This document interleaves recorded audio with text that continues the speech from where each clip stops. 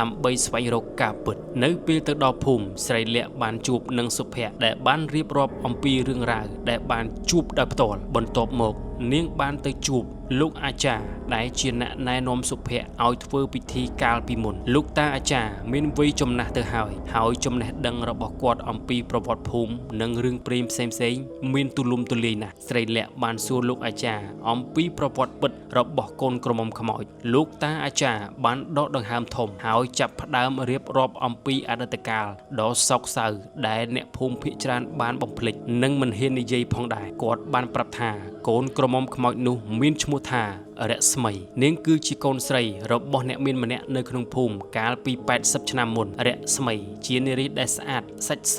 ចិត្តទន់ភ្លន់នាងបានភ្ជាប់ពាក្យជាមួយកំឡោះម្នាក់មកពីភូមិក្បែរខាងឈ្មោះថាវិចិត្រពួកគាត់ស្រឡាញ់គ្នាខ្លាំងណាស់ហើយគ្រោងនឹងរៀបការក្នុងពេលឆាប់ផ្ទះឈើចាស់ទ្រុឌទ្រោមដែលសុភ័ក្របានចូលទៅនោះគឺជាផ្ទះដែលឪពុកម្ដាយរស្មីបានសាងសង់ទុកសម្រាប់ពួកគាត់ក្រោយពេលរៀបការប៉ុន្តែស្នេហារបស់រស្មីនិងវិចិត្រមិនបានប្រព្រឹត្តទៅដោយរលូននោះទេមានគ្រួសារអ្នកមានមួយផ្សេងទៀតក្នុងភូមិបានចាប់ចិត្តលើរស្មីហើយចង់បាននាងធ្វើជាកូនប្រសារ